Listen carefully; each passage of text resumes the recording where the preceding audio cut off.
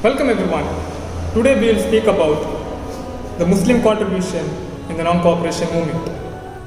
So Nihal, what actually made Gandhiji give call for the non-cooperation movement? As we all know, the reason behind most of the movements during the freedom struggle was the same, that was total independence. But there were immediate reasons for Gandhiji declaring the non-cooperation movement. The major two were: one, the passing of Rowlatt Act in March 1919 by the British Raj, and the Jallianwala Bagh massacre in April 1919. Yeah, the Jallianwala Bagh massacre. Indeed, a dark day.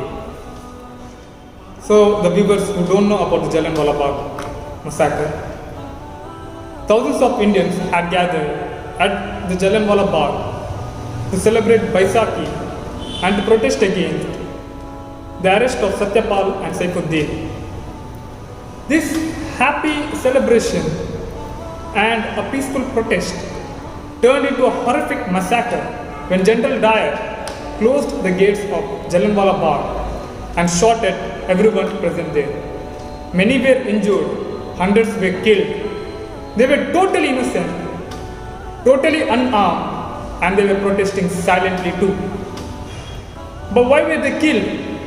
They were killed just because the government had banned the gathering of people. So moving from there, what exactly comes under the Rowlatt Act we have? Rowlatt Act actually was a bill passed by the British Raj in order to shun the activists and freedom fighters who were continuously asking for independence. It suspended all the legal rights that were available to any prisoner. It suspended particularly to those who were arrested under the sedition charge. No legal remedies that were available to normal prisoners were now available to the prisoners who were arrested under the sedition charge. Sounds familiar, right? UAPA? Yeah, exactly. Something like the UAPA. The very sad part is that our forefathers were able to take such a big movement, a movement like the non-cooperation movement against the Rowlatt Act, which looks like a small piece of cake. Indeed, a very small piece of cake against the UAPA, and we are not even able to raise our voices. Leave raising our voices. We don't even know the ill effects of a law like the UAPA. So going back to the non-cooperation movement. So as we know now, the non-cooperation movement aimed at self-governance and full independence. The name itself quite explains the movement. Zero cooperation with the British Raj. This movement is closely related to the Khilafat movement. The idea of this movement was opposed by Bal Gangadhar Tilak, Bipin Chandra Pal, Annie Besant, Muhammad Ali Jinnah and his Muslim League matters. The younger generation was quite thrilled about this. Gandhiji received extensive support from Muslim leaders as Maulana Mukhtar Ahmad Ansari, Hakim Ajmal Khan, Abbas Tayyibji, Maulana Muhammad Ali Johar and Maulana Shaukat Ali. So, under this non-cooperation movement, many Indians quit their jobs as civil servants. They gave back their awards received by the British government, and they even gave back the knighthood received by the Holy Queen herself.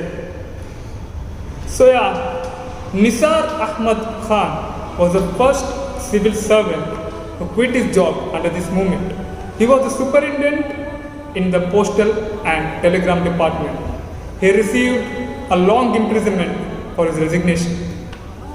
As you earlier said, many from the legal profession quit their jobs. One among them was Mazharul Haq. He quit his job as a lawyer. Not only his job as a lawyer, but he also quit the Western lifestyle that he was living. Many students left the British schools. Not only that, he also started wearing khadi to symbolize the Swadeshi movement. He started a school by the name of Sadakat Ashram for the students who had left the British schools. Along with Ghulam Imam, Shah Ghafoor, Dr. Rajendra Prasad, Chandrabansi Sahai, Maulana Abdul Bari, Rahim Bakshi, Khurshid Hassan and others, he travelled across the country and gathered support for this movement. He was a proficient speaker and he could gather people and call people towards his cause very easily. He was also a proficient writer. He had started a weekly by the name of Motherland, which was very much liked by the people.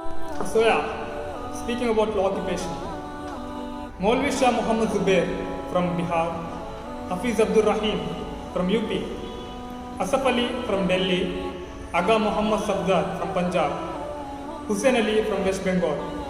These were the prominent Muslim lawyers who quit their job under this movement.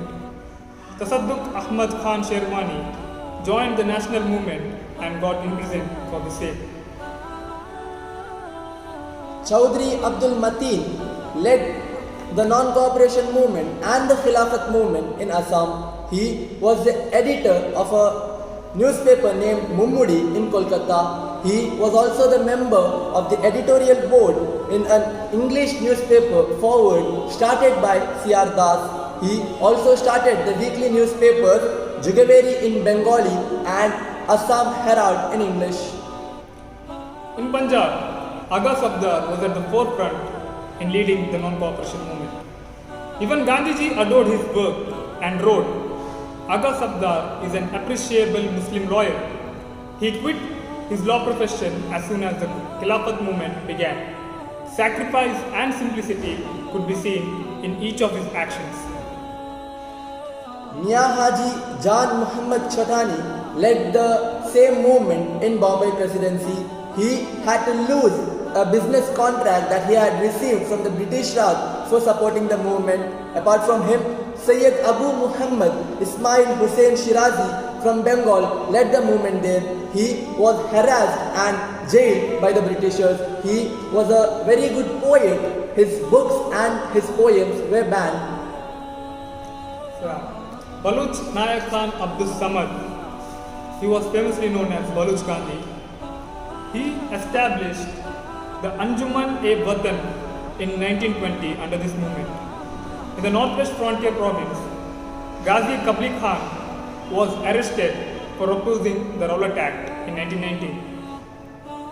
Muhammad Ashfaqullah Khan, Yeah, all have heard his name. obviously, from UP was arrested for his revolutionary activities. August 9, 1925, he, along with his friends, looted a train that was transporting government money, and he was sentenced to death for his act. We will talk in detail about Ashfaqullah Khan in our coming videos. And his relationship with Ram Prasad Bismil too.